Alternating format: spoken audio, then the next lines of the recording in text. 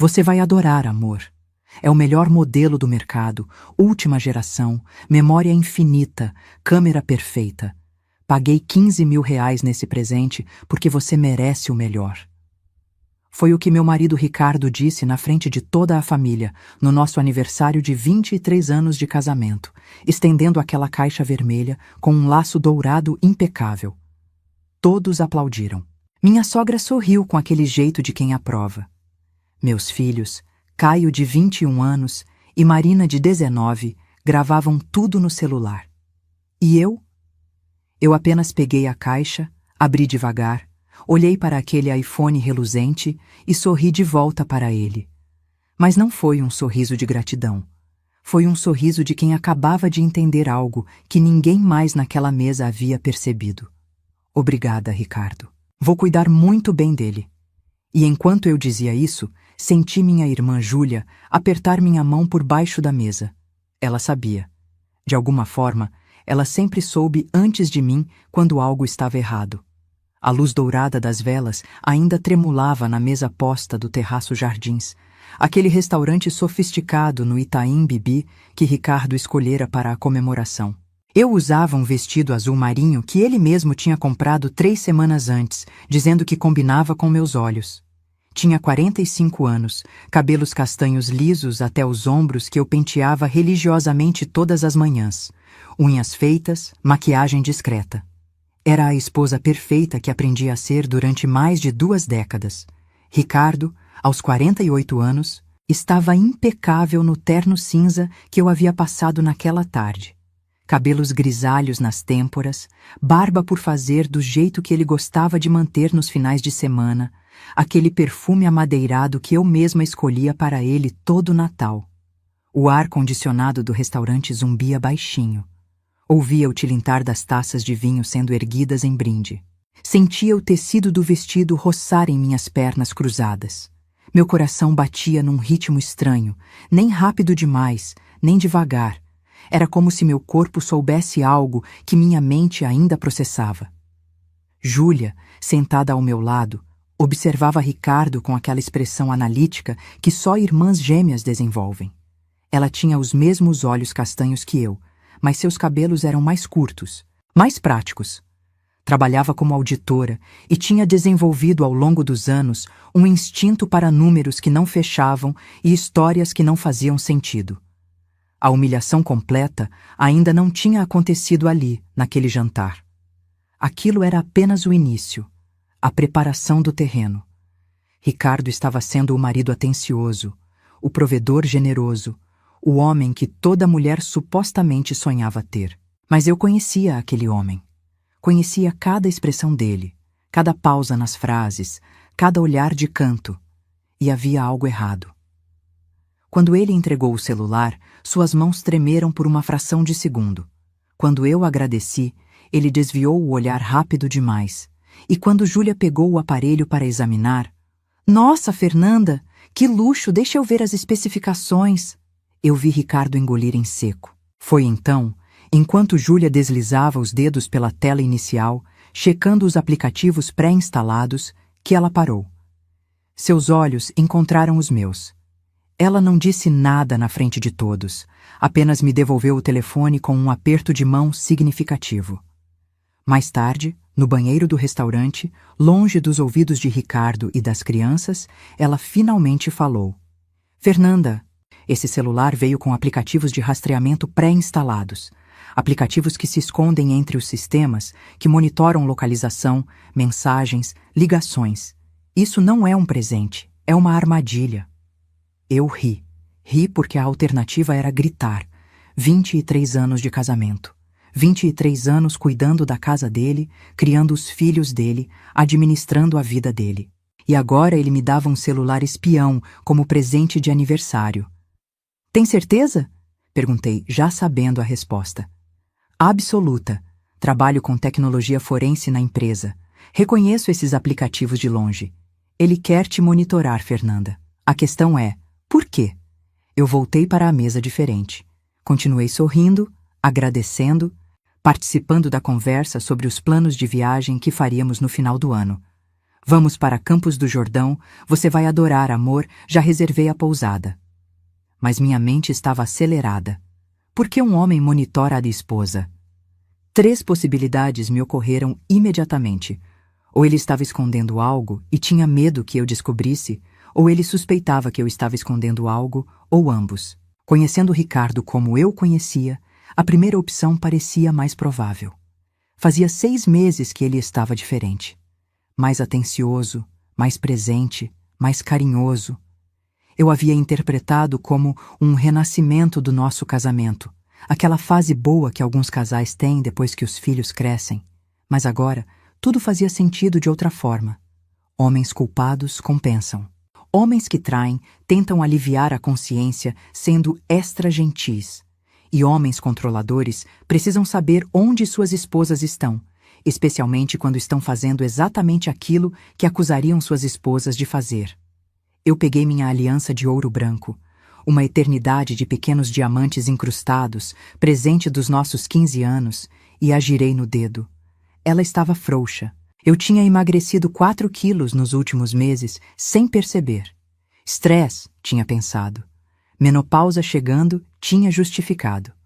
Agora eu me perguntava, será que meu corpo sabia antes de mim que algo estava podre? Se você quer descobrir como uma mulher que passou 23 anos sendo esposa exemplar, transformou um celular espião na ferramenta da sua própria libertação, se inscreva agora no canal e ativa o sininho, porque o que aconteceu a seguir ninguém poderia imaginar. Deixa seu like se você já passou ou conhece alguém que passou por algo parecido e comenta aqui embaixo de onde você está assistindo, porque essa história está só começando e a vingança. A vingança foi servida gelada. Eu conheci Ricardo Augusto Mendes em 1998, numa festa de formatura da faculdade. Eu tinha 22 anos, acabara de me formar em administração na PUC de São Paulo e estava absolutamente aterrorizada com o futuro. Meu pai tinha morrido 2 anos antes, deixando minha mãe, Júlia e eu com dívidas consideráveis. Eu estava procurando emprego, mandando currículos para todo lado, mas o mercado estava difícil. Ricardo tinha 25 anos, já era formado há 3 anos em engenharia civil, trabalhava numa construtora média e tinha planos ambiciosos. Ele foi quem se aproximou de mim naquela festa, ofereceu um drink, perguntou o que eu fazia.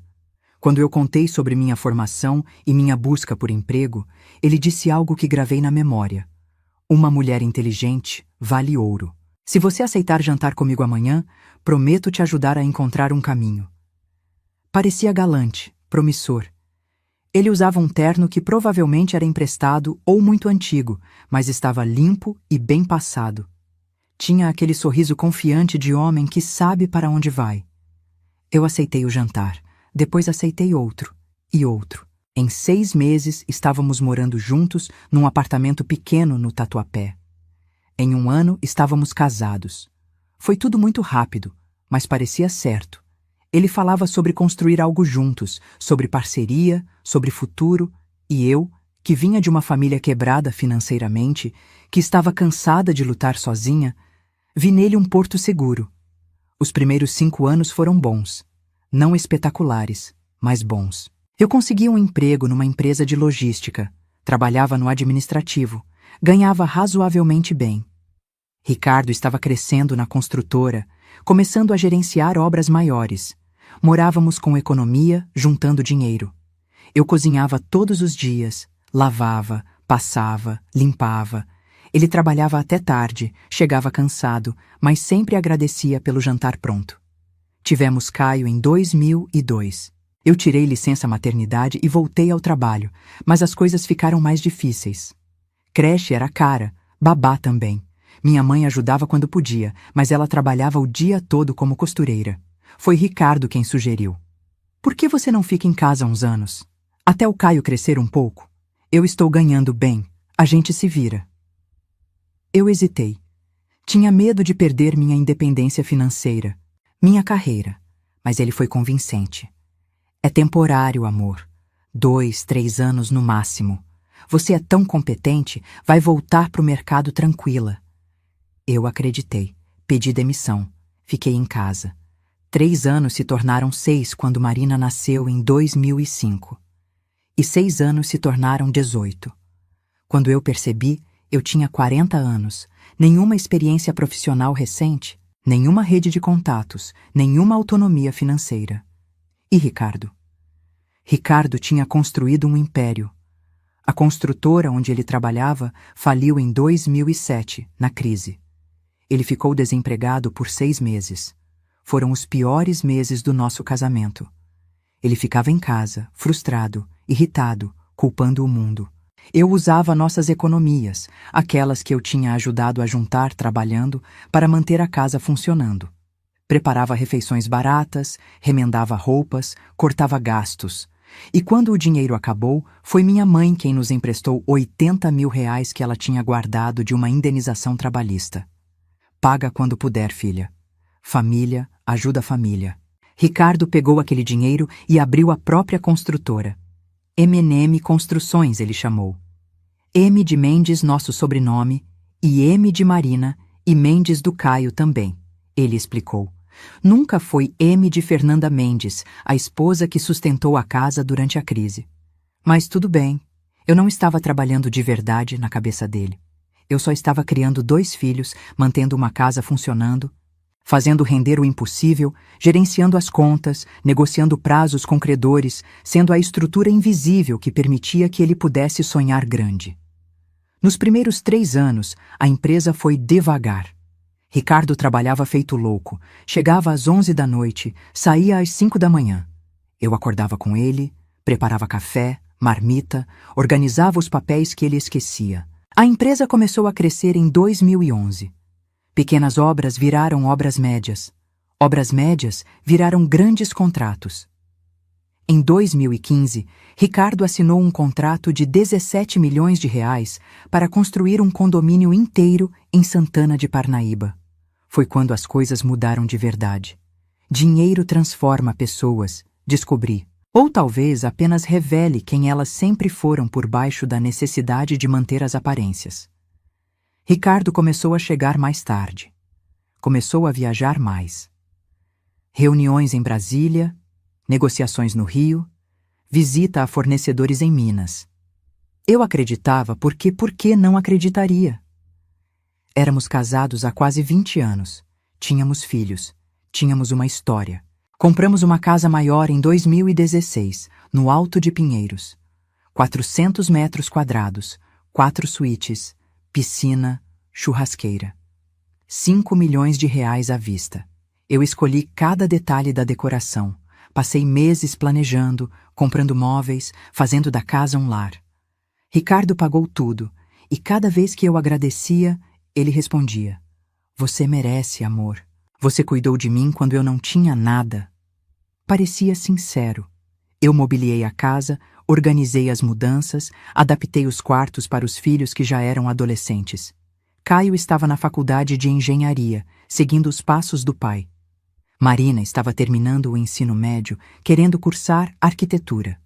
Eu era a mãe orgulhosa, a esposa decoradora, a mulher que tinha tudo. Exceto que eu comecei a perceber que ele não me tocava mais. Não do jeito que tocava antes. Quando fazíamos amor, cada vez mais raro, ele parecia distante, mecânico. Quando eu tentava conversar sobre isso, ele dizia que estava cansado, estressado com o trabalho. "É muita pressão, Fernanda.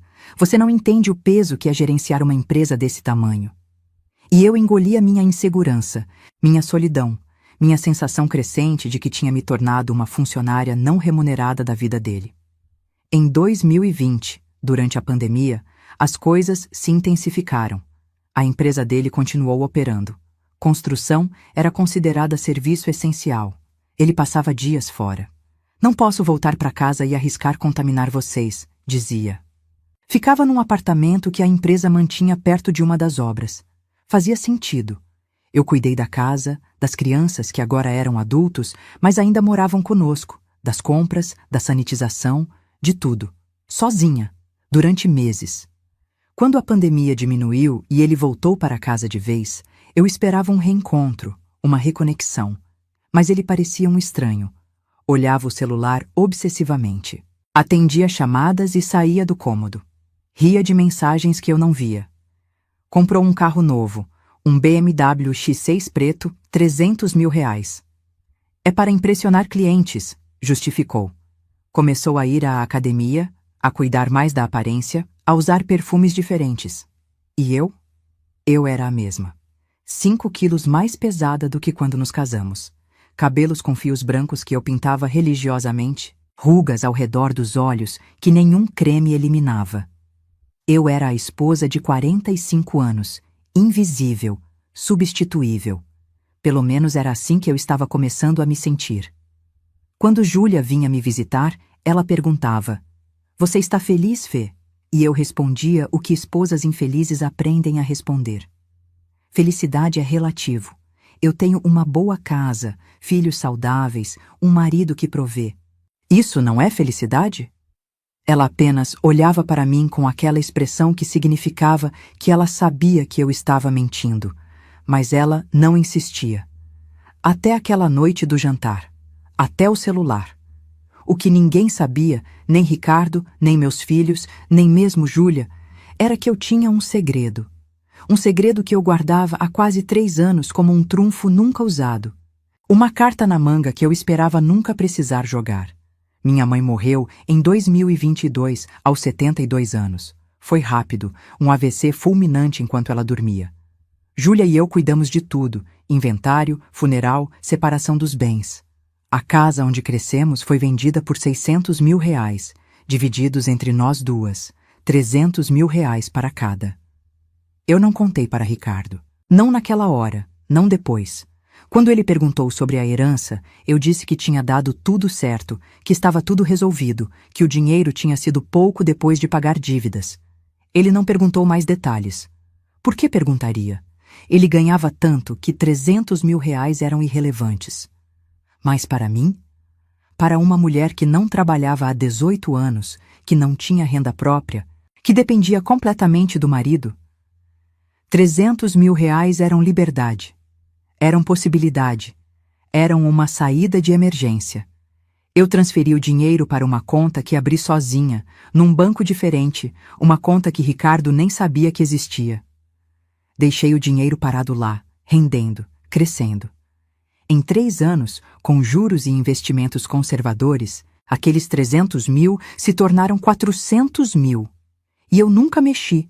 Vivia com o dinheiro que Ricardo me dava para as despesas da casa, para minhas necessidades pessoais. Ele era generoso nisso, tinha que admitir. Mas aquele dinheiro escondido era meu. Era a única coisa no mundo que era absolutamente, inquestionavelmente minha. E naquela noite, quando Júlia me alertou sobre o celular espião, quando eu comecei a entender que meu casamento era uma mentira, foi daquele dinheiro que eu me lembrei primeiro. Eu tinha recursos. Eu tinha opções. Eu não estava presa. Não mais. 5 dias depois do jantar de aniversário, aconteceu o que eu estava esperando sem saber que estava esperando. Era uma quinta-feira, meio da tarde. Eu tinha acabado de voltar de fazer compras no Pão de Açúcar, carregava sacolas para dentro de casa. Ricardo estava trabalhando, ou pelo menos era o que ele deveria estar fazendo. Caio estava na faculdade. Marina tinha aula de francês. Eu estava sozinha. Coloquei as compras na cozinha e peguei aquele iPhone caríssimo que eu vinha usando desde o jantar. 5 dias de uso cauteloso, consciente de que estava sendo monitorada. 5 dias enviando mensagens bobas para as amigas, pesquisando receitas, vendo vídeos de decoração. Nada que pudesse levantar suspeitas. Mas naquela tarde, algo me fez agir diferente.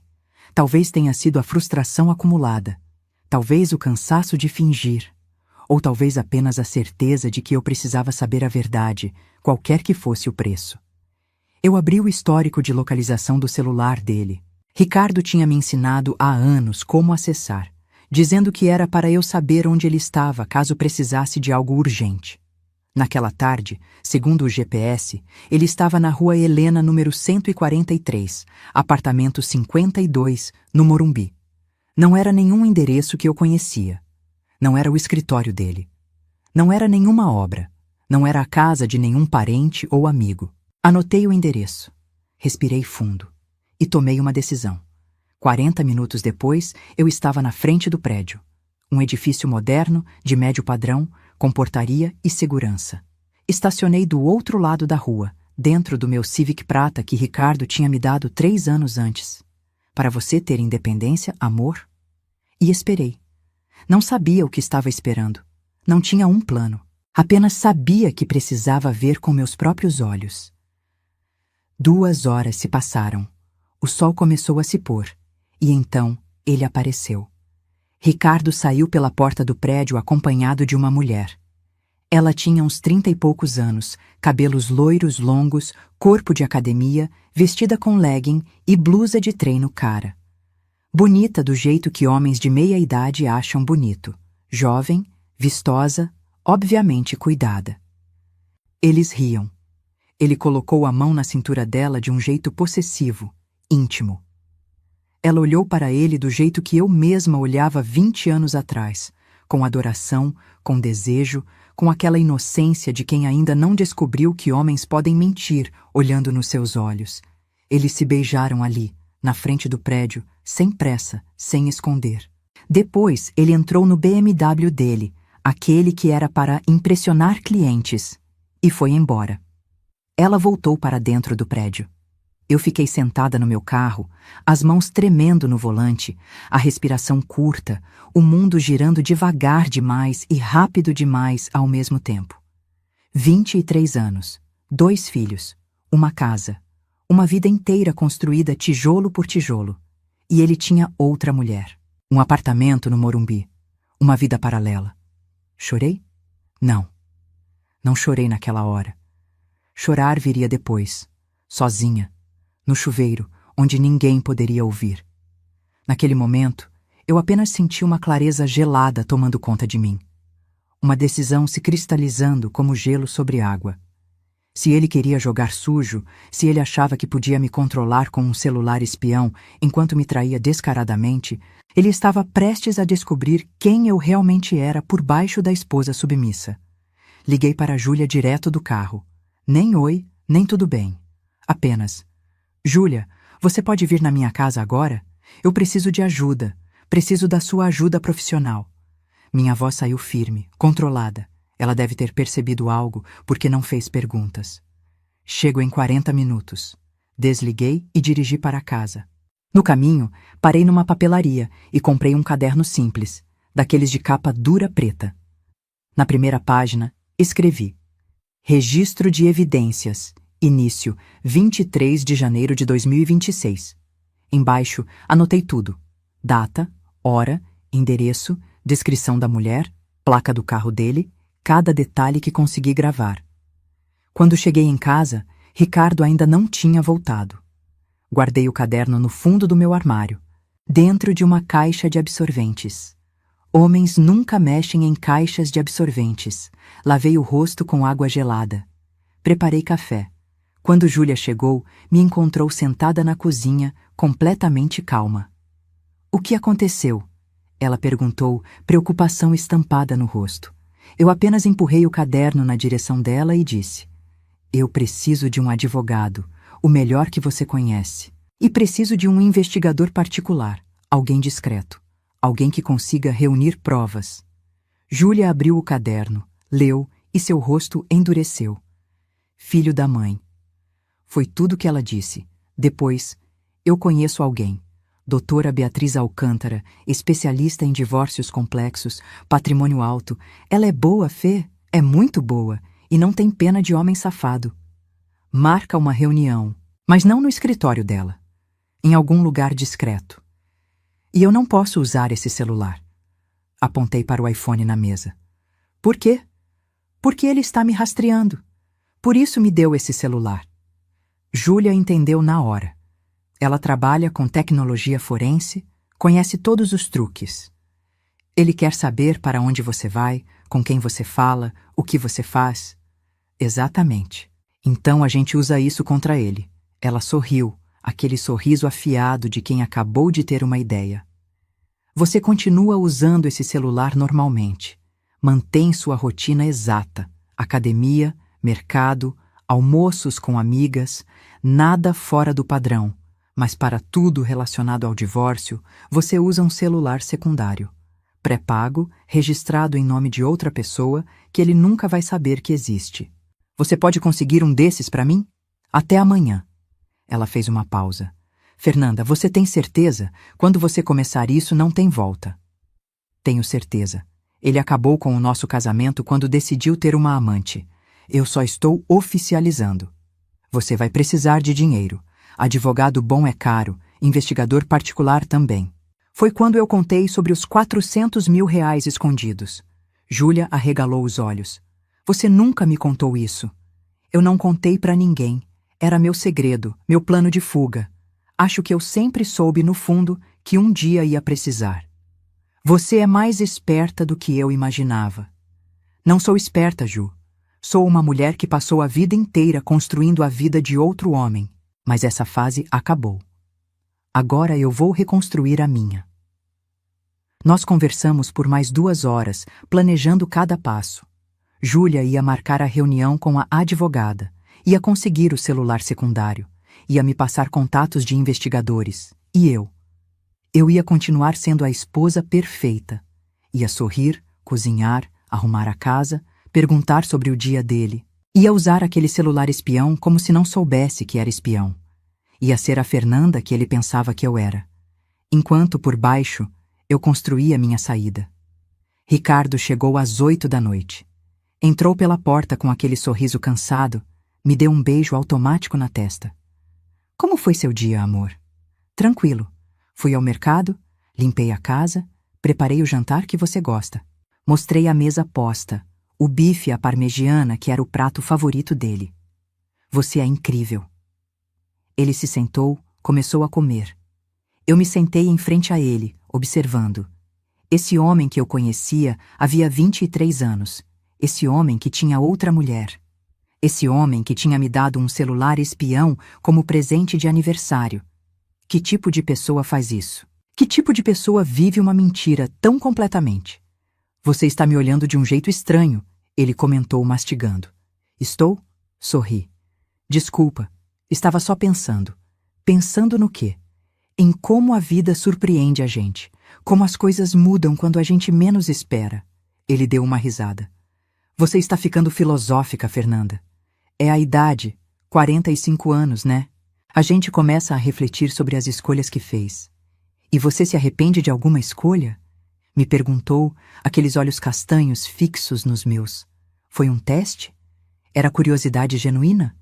Eu não sabia, não importava. Não me arrependo de nada que me trouxe até aqui, mas estou começando a pensar diferente sobre o futuro. Como assim? Acho que vou voltar a estudar, fazer um curso, talvez uma pós-graduação. Ocupar minha cabeça agora que as crianças estão grandes. Ele pareceu aliviado. Acho ótimo. Você sempre foi inteligente, Fernanda. Desperdício ficar só cuidando da casa. Desperdício. 18 anos da minha vida cuidando da casa dele, dos filhos dele, da vida dele. E ele chamava de desperdício. Engoli a raiva. Sorri. Obrigada por apoiar. Terminamos de jantar em silêncio. Ele foi assistir televisão. Eu lavei a louça, guardei tudo, subi para o quarto, liguei para a Marina. Filha, você pode vir em casa no sábado? Queria conversar com você e o Caio sobre uma coisa. Tá tudo bem, mãe? Tá sim, amor. Só quero conversar. É importante. Ok, a gente aparece na hora do almoço. Desliguei. Olhei para aquele quarto enorme. Com a cama king size, onde há meses eu dormia de costas para Ricardo. Olhei para o closet, cheio de roupas dele que eu lavava, passava, organizava. Olhei para a vida inteira empacotada naquele espaço e pensei, em breve, nada disso vai ser mais meu problema.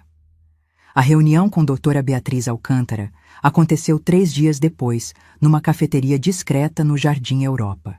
Júlia tinha marcado para as 10 da manhã, horário em que Ricardo estaria no escritório e eu normalmente fazia minhas atividades rotineiras.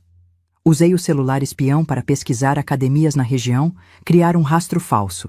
Na verdade, fui encontrar a advogada. Ela tinha uns 50 anos, cabelos curtos grisalhos, tailleur cinza, pasta de couro cara, E aquele ar de quem já viu de tudo e não se impressiona com nada. Nos cumprimentamos, pedimos café e ela foi direto ao ponto. Júlia me explicou o básico da situação. Casamento longo, 2 filhos maiores, suspeita de infidelidade, patrimônio considerável. Você quer o divórcio? Quero. Você quer tentar acordo ou você quer guerra? Eu não hesitei. Eu quero justiça. Eu quero o que é meu por direito e eu quero que ele pague pelo que fez. Ela sorriu. Não foi um sorriso gentil. Então vamos fazer guerra. Me conta tudo, do começo. Eu contei. Contei sobre os 23 anos de casamento, sobre ter deixado minha carreira, sobre ter criado os filhos sozinha enquanto ele construía império. Contei sobre a empresa que ele abriu com o dinheiro da minha mãe e nunca pagou de volta. Contei sobre a casa de 5 milhões comprada no nome dele. Contei sobre o apartamento no Morumbi e a loira de 30 e poucos anos. Contei sobre o celular espião. Contei sobre meus 400 mil reais escondidos. Ela anotava tudo num tablet, os dedos voando sobre o teclado. Quando terminei, ela levantou os olhos. Você tem provas de alguma coisa? Tenho o que escrevi no caderno. Tenho as configurações do celular que minha irmã pode comprovar. Não é suficiente. Você vai precisar de mais, muito mais. Foi quando ela explicou. Para um divórcio favorável com divisão justa de patrimônio, eu precisava de provas concretas e documentadas, fotos, vídeos, registros financeiros, movimentações bancárias. Quanto ele ganha? Ela perguntou.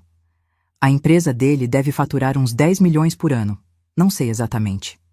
Você tem acesso às contas da empresa? Não. Ele nunca me mostrou nada. Diz que é complicado demais para eu entender. Típico. Ela fez outra anotação. Vocês têm separação de bens? Comunhão parcial. Tudo que foi adquirido durante o casamento é dos dois. Em tese. Na prática, ele provavelmente colocou tudo no nome dele ou da empresa. Vamos precisar rastrear cada patrimônio, cada conta, cada investimento. É um trabalho complexo, Fernanda. Vai levar meses e vai custar caro. Quanto?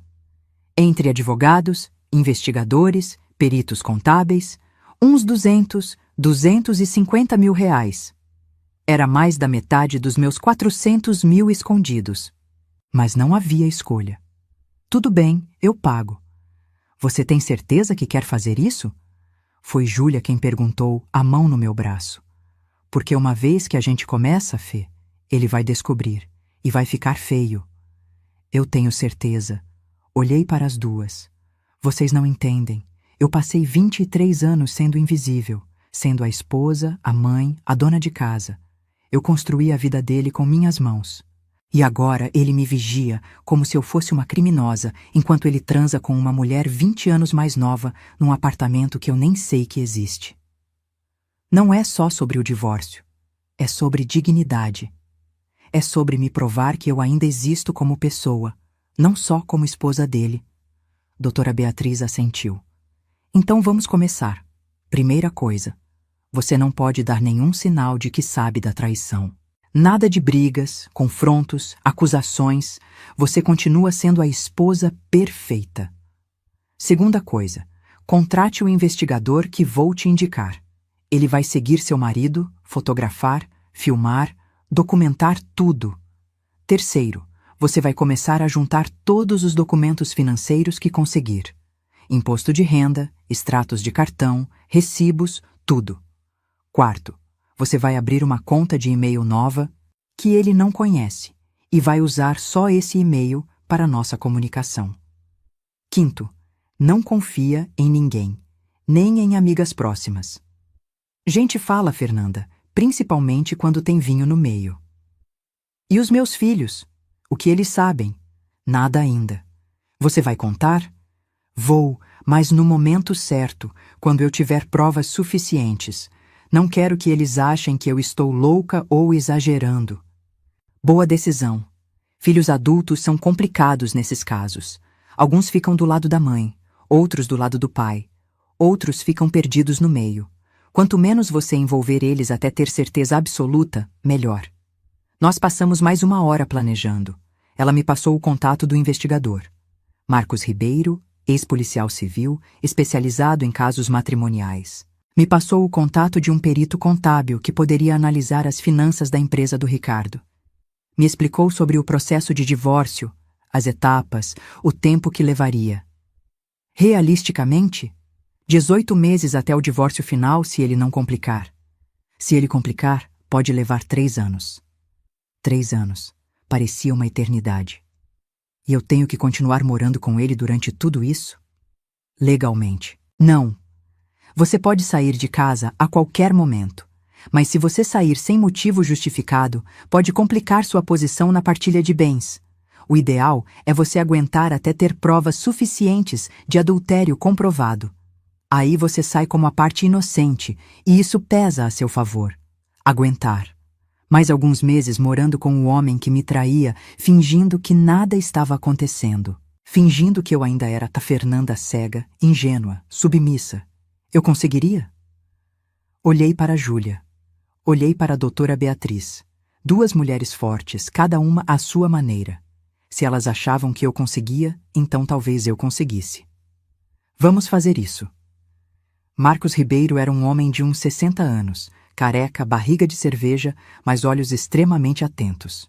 Nos encontramos numa praça perto da minha casa, 2 dias depois da reunião com a advogada. Ele já tinha recebido todos os dados básicos: nome completo do Ricardo, endereços conhecidos, foto, placa do carro, rotina aproximada.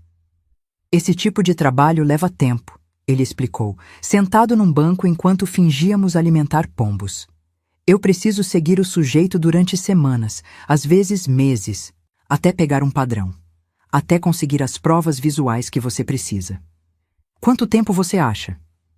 Pela sua descrição, ele não está sendo muito cuidadoso. Se ele vai nesse apartamento regularmente, em 2, 3 semanas, eu consigo fotos e vídeos suficientes. E quanto custa? R$120 mil. Inclui vigilância, fotografia, vídeo e relatório completo detalhado que pode ser usado em tribunal. Era quase 1/3 dos meus recursos, mas era necessário. Fechado. Você vai precisar me dar acesso a algumas coisas. Agenda dele, se você tiver. Padrões de comportamento, lugares que ele frequenta. Eu tenho acesso ao calendário dele pelo celular. Posso te passar informações. Perfeito. E você, Fernanda? Ele me olhou sério. Você está preparada? Porque as fotos que eu vou trazer, as coisas que você vai ver, não vai ser fácil.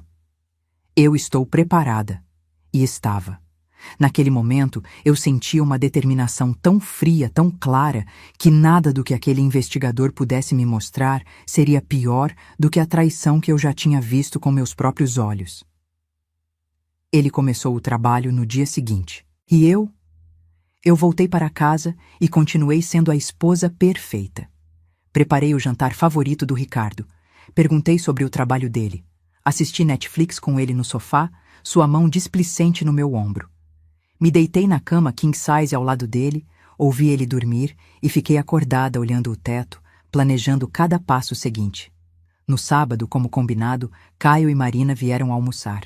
Preparei feijoada, a comida preferida dos dois. Esperamos Ricardo sair. Ele tinha reunião importante, volto às 4. E então nos sentamos à mesa. O que você queria conversar, mãe? Caio perguntou desconfiado. Ele era tão parecido com o pai, os mesmos olhos castanhos, o mesmo jeito de franzir a testa. Marina, ao contrário, era minha cópia. Cabelos castanhos lisos, olhos claros. Eu queria contar para vocês sobre uma decisão que eu tomei. Pausei. Respira fundo. Eu vou me divorciar do seu pai. Silêncio. Caio colocou o garfo no prato. Marina arregalou os olhos. O quê? Por quê? Porque nosso casamento acabou. Porque a gente não é mais feliz juntos. Por quê? Hesitei. Quanto eu deveria contar? Porque seu pai tem outra pessoa. Isso é verdade? Caio perguntou. A voz tensa. É, eu tenho provas, e vou ter mais. Meu Deus! Marina levou a mão à boca. Eu não acredito. Eu sei que é um choque, e eu sei que é difícil. Vocês amam o pai de vocês, e ele continua sendo o pai de vocês. Isso não muda. Mas eu não posso mais continuar nesse casamento. Quanto tempo você sabe? Marina perguntou. Algumas semanas. E você não disse nada para ele? Não, porque eu estou reunindo provas primeiro, porque quando eu confrontar ele, eu preciso estar preparada. Você já contratou advogado? Caio estava processando rápido, o cérebro analítico funcionando. Já, e investigador, e perito contábil. Você está levando isso a sério. Extremamente a sério. Olhei para os dois. Olha, eu não estou pedindo que vocês escolham lados. Vocês são adultos. Têm suas próprias relações com o pai de vocês. Mas eu precisava que vocês soubessem. Precisava que vocês entendessem que quando isso virar público, vai ser feio. E eu queria que vocês estivessem preparados. Você tem certeza, mãe? Marina perguntou, lágrimas nos olhos. Absoluta. Levantei, fui até ela, segurei seu rosto. Marina, meu amor, eu passei 23 anos construindo a vida do seu pai. Eu abri mão da minha carreira, dos meus sonhos, da minha independência. E tudo bem, eu fiz isso conscientemente porque eu queria que vocês tivessem uma família estável. Mas vocês estão crescidos agora. Vocês não precisam mais de mim desse jeito. E eu preciso começar a viver para mim. E se ele disser que quer mudar, que vai terminar com a outra? Caio perguntou. Não vai fazer diferença. Porque não é só sobre a traição. É sobre respeito. E um homem que me dá um celular espião como presente de aniversário não me respeita. Contei sobre o celular, sobre os aplicativos de rastreamento, sobre como ele estava me monitorando enquanto me traía. Caio ficou branco. Ele fez isso? Fez. Filho da puta. Ele murmurou. Caio. Comecei. Não, mãe, desculpa, mas filho da puta, que tipo de homem faz isso com a própria esposa? O tipo de homem que o seu pai se tornou. Conversamos por mais 2 horas. Eles fizeram perguntas. Eu respondi o que podia, guardei o que não podia ainda revelar. No final, os dois me abraçaram. A gente te apoia, mãe, Marina disse. Seja o que for que você precisar. Obrigada. E eu quis dizer mais. Quis explicar que aquele apoio significava tudo. Que eu estava aterrorizada de perder meus filhos nesse processo. Mas apenas abracei de volta, forte, tentando guardar aquele momento de conexão para os dias difíceis que viriam. 3 semanas depois, Marcos Ribeiro me mandou uma mensagem no celular secundário. Aquele que Ricardo não sabia que existia. Tenho material. Preciso mostrar pessoalmente. Marcamos na mesma praça de antes. Era início de março, um dia nublado, ameaçando chover. Ele chegou com uma pasta grossa. Sentamos num banco afastado. Antes de eu mostrar, ele disse, eu preciso perguntar de novo. Você tem certeza que quer ver? Tenho. Ele abriu a pasta. Dentro, dezenas de fotos. Ricardo entrando no prédio do Morumbi. Ricardo saindo com a mulher loira. Eles se beijando na rua. Eles entrando juntos no BMW dele. Ele saindo do prédio em roupas de academia, claramente depois de atividades que não eram exercícios físicos. Fotos com data e hora carimbadas. Impossível negar. Impossível explicar. Tem mais, Marcos disse. Ele me mostrou fotos de Ricardo com a mulher em restaurantes, no shopping, numa viagem a Campos do Jordão, trabalho importante, ele tinha dito para mim naquele fim de semana. Fotos deles rindo, felizes, apaixonados. Eu consegui o nome dela, Marcos continuou. Bruna Tavares, 32 anos, personal trainer. O apartamento está no nome dela, mas as contas de condomínio e luz são pagas pela empresa dele. Ela não trabalha mais. Aparentemente, ele banca tudo. Há quanto tempo? Pelo que consegui apurar, uns 2 anos.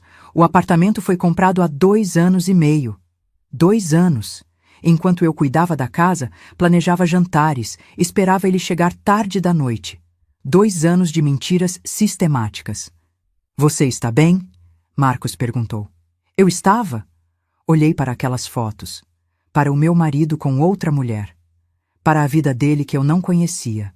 E senti alívio. Porque agora eu tinha certeza.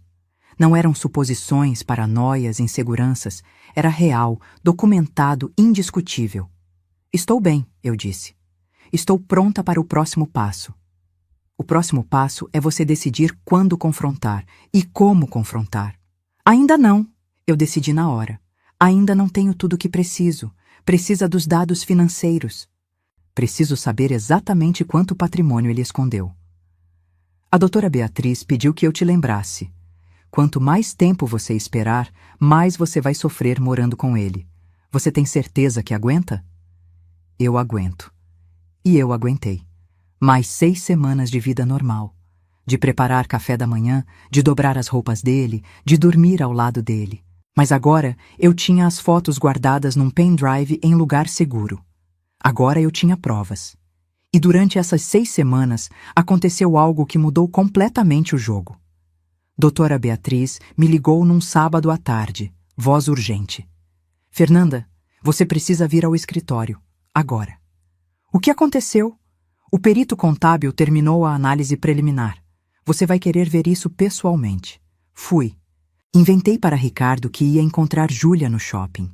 Usei o celular espião para pesquisar lojas, criar o rastro perfeito.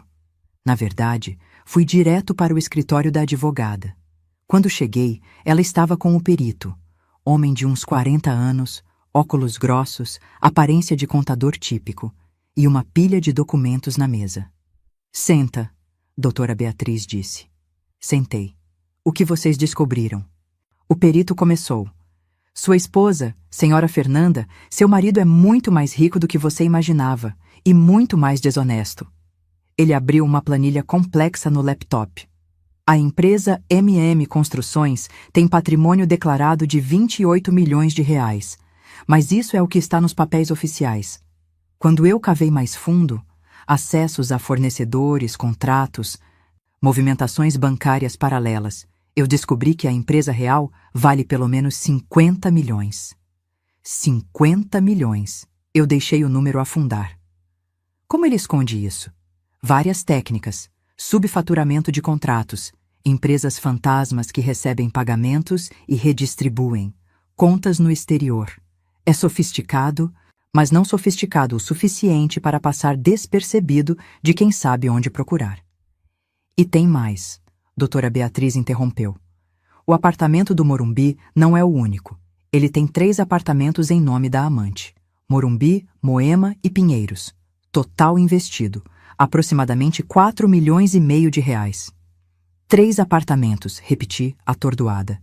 Ela deve ter uns conhecidos, família, que ele também está ajudando. É comum nesses casos. O homem começa com a amante. Depois vai bancando a rede social dela toda.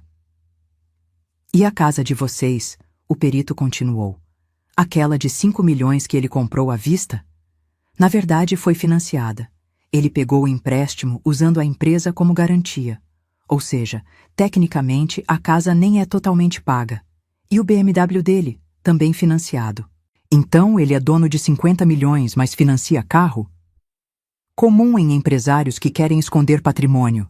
Você mantém o patrimônio pessoal artificial baixo, esconde tudo na pessoa jurídica. Doutora Beatriz se inclinou sobre a mesa.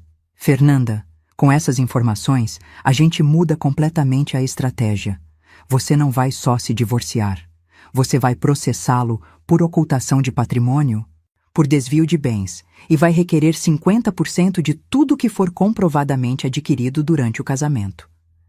Estamos falando de 25 milhões de reais como parte sua. 25 milhões. Era mais dinheiro do que eu conseguiria gastar em 3 vidas. E eu consigo isso? Se a gente fizer direito? Sim. Vai ser uma briga judicial feia, longa, cara. Ele vai contratar os melhores advogados. Vai tentar sujar sua imagem. Vai dizer que você está louca, interesseira, mas a gente tem provas. Provas de adultério, provas de desvio patrimonial. E a gente tem você. Uma mulher que sacrificou carreira para criar os filhos dele e cuidar da casa dele por 23 anos. Nenhum juiz que não seja completamente corrupto vai ignorar isso. Quando a gente confronta ele? Já temos tudo o que precisamos. Você pode confrontar quando estiver pronta emocionalmente. Estava pronta? Olhei para aquelas planilhas, para aqueles números. 50 milhões, 3 apartamentos, 2 anos de mentiras, um celular espião como presente. Eu quero fazer isso do meu jeito, eu disse. Quero que seja público. Quero que seja na frente da família. Quero que ele sinta o que eu senti quando descobri. Doutora Beatriz sorriu. Aquele sorriso afiado de novo. Conta pra mim o que você está pensando. O aniversário de 65 anos da minha sogra, Dona Aparecida, era dali a 3 semanas. Ela sempre fazia festas grandes, reunindo toda a família Mendes.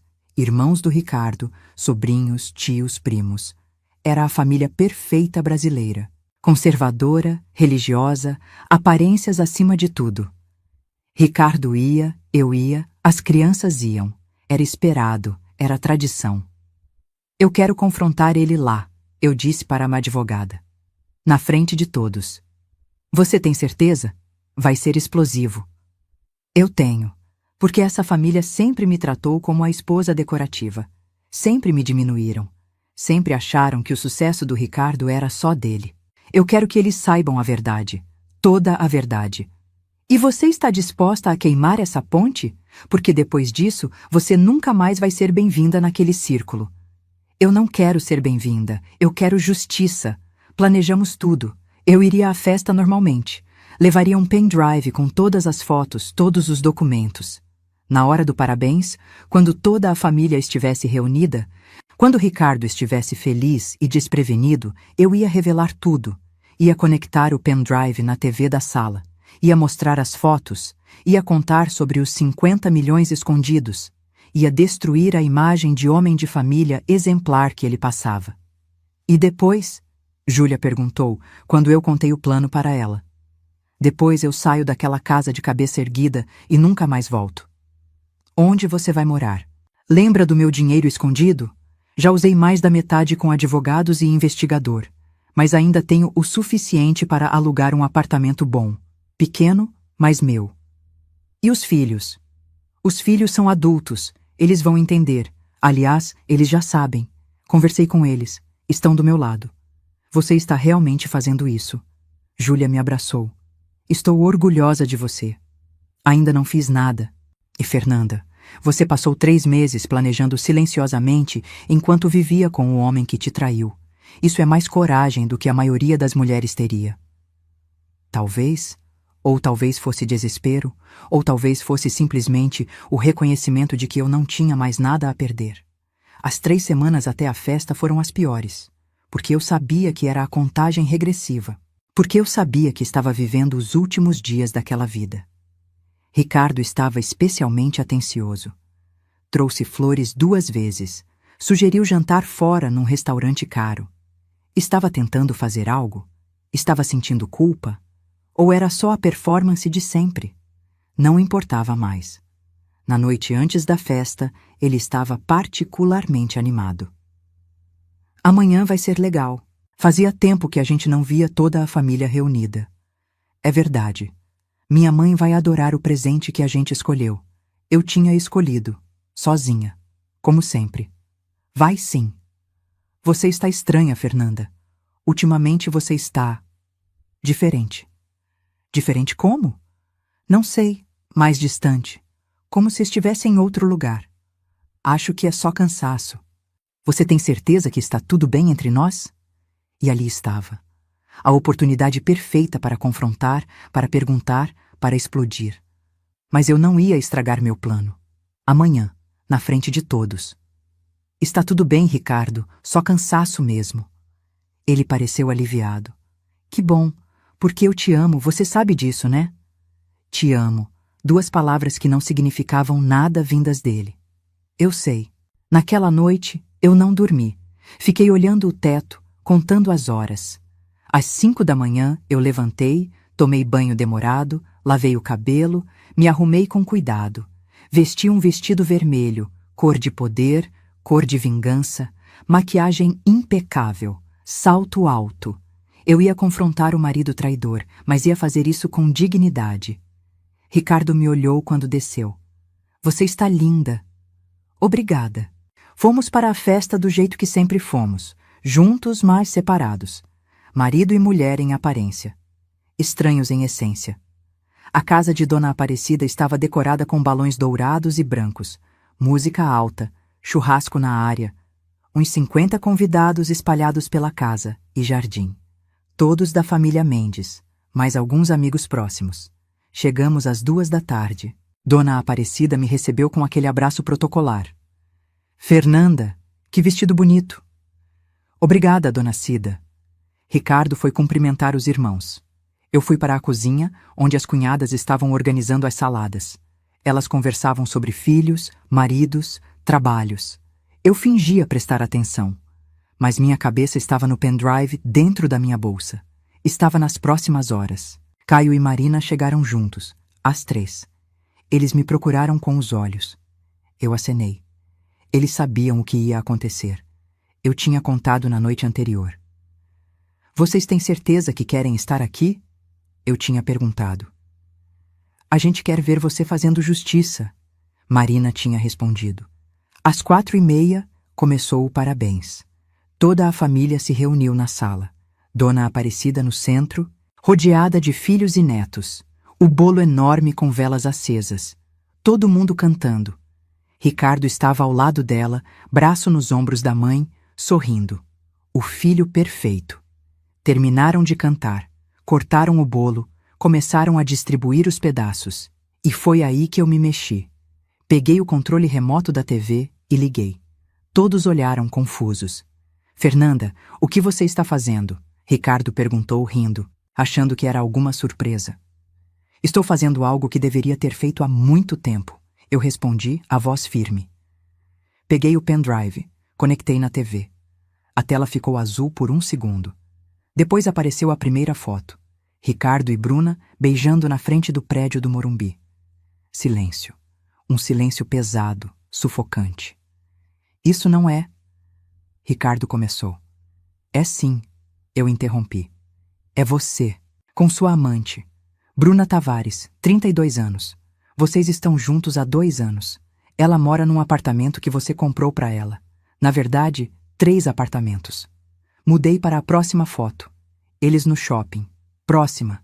Eles em Campos do Jordão. Próxima. Eles saindo do apartamento depois de passar a tarde toda lá. Fernanda, desliga isso, Ricardo disse, a voz tensa. Agora.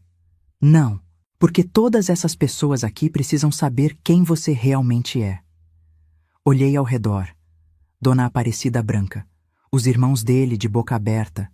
As cunhadas chocadas. Os sobrinhos adolescentes gravando tudo no celular. Durante 23 anos eu fui a esposa perfeita, continuei. Deixei minha carreira, criei nossos filhos sozinha, cuidei da sua casa, administrei sua vida. Te apoiei quando você não tinha nada. E quando você ficou rico? Quando construiu seu império? Você me deu um celular espião como presente de aniversário. Risadas nervosas. Ricardo vermelho de raiva ou vergonha, não dava para saber. E sabe o que mais? Eu continuei, mudando para uma apresentação de slides com os dados financeiros. Ele escondeu 50 milhões de reais em patrimônio.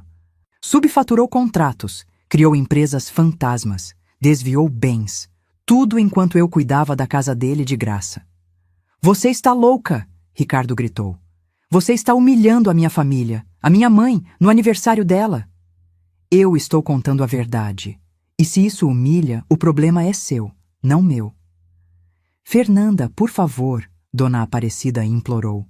Para com isso, vamos conversar em particular. Não, porque em particular vocês sempre me diminuíram. Sempre trataram como se eu fosse sortuda de ter um marido como Ricardo. Agora vocês vão saber quem ele realmente é. Você não tem provas de nada disso, Ricardo tentou. Tenho todas as provas, fotos, vídeos, documentos, perícia contábil. Tudo já está com meu advogado, e a ação de divórcio vai ser protocolada na segunda-feira. Ele ficou branco. Você fez o quê? Pedi o divórcio, e vou requerer 50% de tudo que você escondeu, 25 milhões de reais. E vou conseguir, porque você foi burro o suficiente de me trair descaradamente enquanto me monitorava.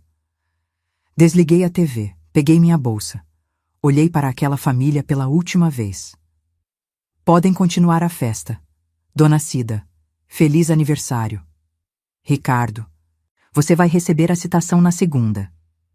Virei para sair. Ricardo me segurou pelo braço. Você não vai sair daqui. Você vai ficar e se desculpar com a minha família.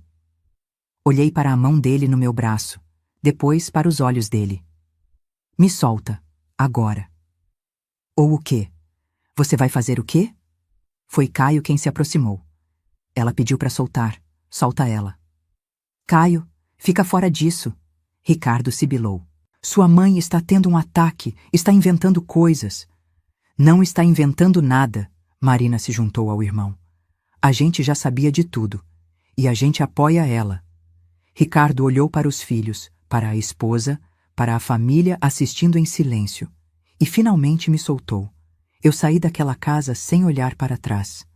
Júlia estava me esperando no carro. Você conseguiu? Consegui. E só então, sentada no banco do passageiro, eu desabei. Chorei tudo que não tinha chorado em 3 meses. Chorei pelos 23 anos perdidos, pelos sonhos abandonados, pela traição, pela humilhação, pela vida que não seria mais. Júlia dirigiu em silêncio, me deixou chorar. Quando terminei, ela perguntou: "Para onde?" "Pro apartamento novo, o que eu aluguei." "Você tem certeza?" "Absoluta." Ela assentiu e dirigiu. E enquanto eu olhava pela janela, vendo São Paulo passar rápida lá fora, pensei: acabou. A guerra começou de verdade. Mas a primeira batalha era minha. Na segunda-feira, às 9 da manhã, a ação de divórcio foi protocolada. Às 10, Ricardo me ligou 23 vezes. Eu não atendi nenhuma. Às 11, ele apareceu no apartamento. "Como você descobriu onde eu moro?" "Rastreei seu celular, o mesmo jeito que você rastreava o meu." Ele estava diferente, cabelos bagunçados, sem fazer a barba, olheiras fundas. "Fernanda, a gente precisa conversar. Não temos nada para conversar." "Sim, temos. Você humilhou a minha família, você destruiu minha reputação. E por quê? Por causa de um erro? Um erro que durou 2 anos, 3 apartamentos, 50 milhões de reais escondidos? Isso não é um erro, Ricardo. Isso é uma vida paralela." "Eu posso explicar tudo isso." "Não precisa. Eu já sei de tudo. Tenho provas de tudo. E meu advogado vai destruir você no tribunal." "Você não vai conseguir nada. Eu vou contratar os melhores advogados do país. Vou provar que você é uma louca obcecada." "Tenta. Enquanto isso, vê se a Bruna vai continuar do seu lado quando o dinheiro secar. Porque ele vai secar, Ricardo. 50% dele é meu. Você não merece nada. Você não trabalhou. Você não construiu nada." E ali estava, a verdade que ele sempre sentiu. Eu não tinha valor. Eu não tinha contribuído. 23 anos cuidando dos filhos dele, da casa dele, da vida dele. E na cabeça dele eu não tinha feito nada. "Sai daqui", eu disse, a voz perigosamente calma. "Fernanda." "Sai daqui antes que eu chame a polícia." Ele finalmente saiu. Bateu a porta. Eu ouvi os passos dele se afastando pelo corredor. Sentei no chão do meu apartamento alugado. 40 metros quadrados. Um quarto, sala, cozinha americana. Nada comparado aos 400 metros da casa que eu ajudei a construir. Mas era meu. Só meu. E isso fazia toda a diferença. As semanas seguintes foram uma guerra aberta. Ricardo contratou um escritório famoso, aqueles com comerciais na TV.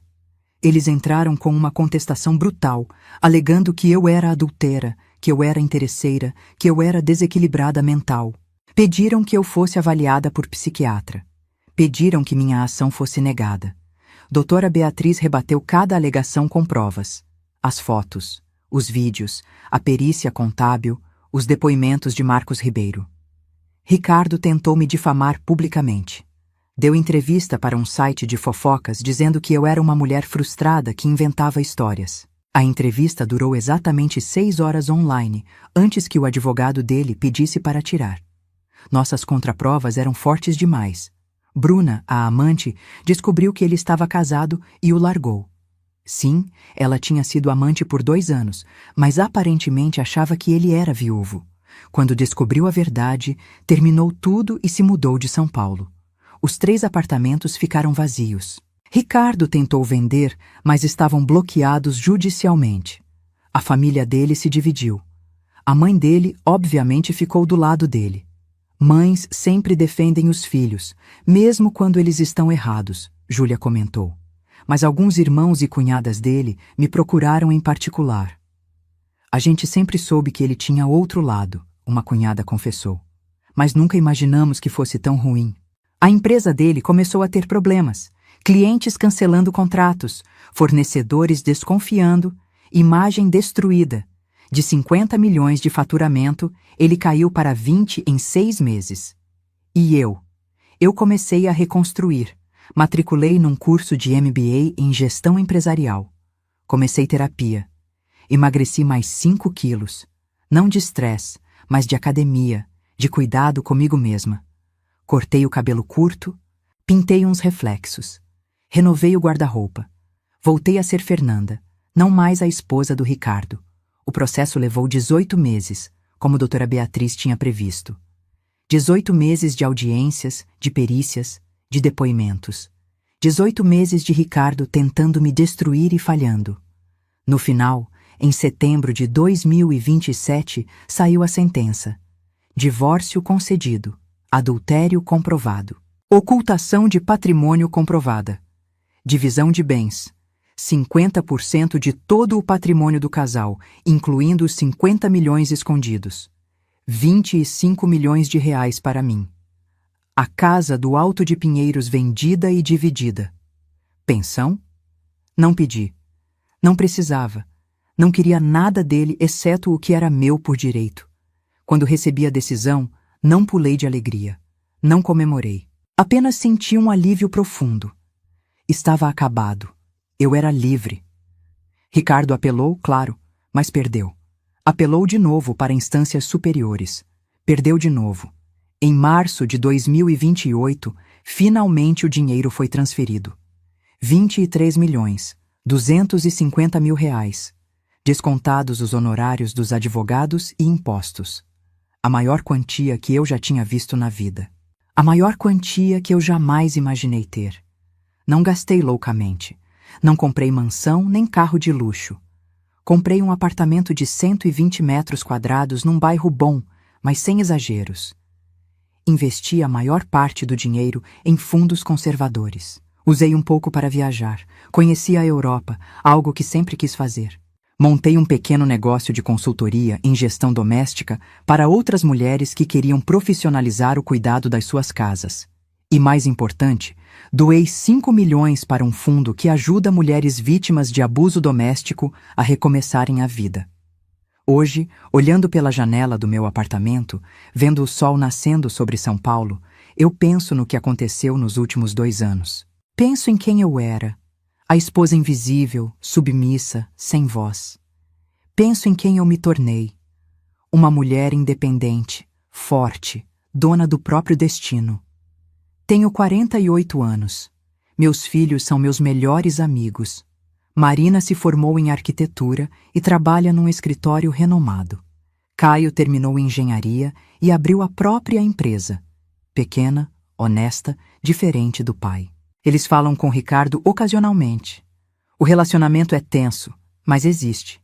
Ele, pelo que sei, está tentando reconstruir a empresa. Mora num apartamento modesto. A arrogância desapareceu. Virou um homem menor, mais humilde. Será que ele aprendeu? Não sei. Não é mais meu problema. Júlia continua minha melhor amiga e irmã.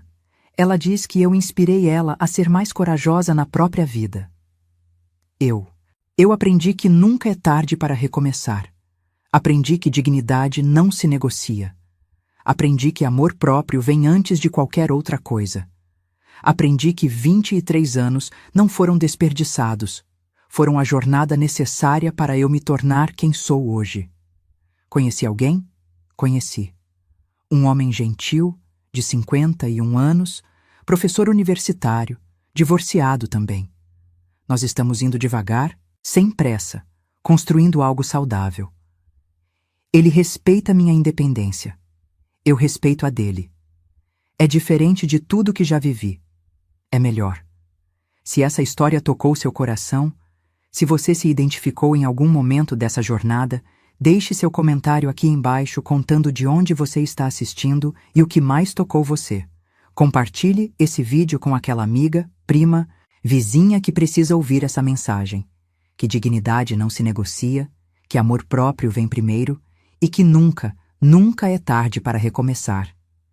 Deixa seu like, se inscreve no canal e ativa o sininho para não perder as próximas histórias. Porque aqui a gente não conta histórias vazias. A gente conta histórias que transformam, que curam, que lembram você de quem você realmente é. Uma mulher forte, capaz e merecedora de todo o amor do mundo. Um abraço apertado no seu coração e lembre-se, você é mais forte do que imagina. Até a próxima.